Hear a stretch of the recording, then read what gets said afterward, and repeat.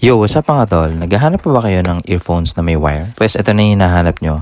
Before, may RX3 Pro Cyberpunk from Plextone. Ngayon, may RX3 Plus na. Kompleto na to sa box. May warranty card na kadalasan hindi natin nakikita sa ibang products. Meron na rin ear tips na kasama to guys. Mas malupit to guys. Mas pinalupit ng Plextone itong earphones na wired na to. Meron na tong RGB lightning. Sobrang lupit. Sobrang ganda pag nakasaksak na sa cellphone. Meron na din tong multi-function wire control. Meron tong volume key, up and down yun. Tapos light switch key. Mag-iiba yung kulay ng light na nasa earphones natin. Tapos yung multiple use key. Pwede nyo gamitin yan kapag ka magpe-play kayo ng music tapos iba pang mga functions, no? Ayun o, kung makikita nyo, sobrang lupit ng RGB lightning for gamers nya. So, tingnan naman natin quality ng tugtog nito. Sobrang lupit nito, guys. Pakinggan nyo na lang.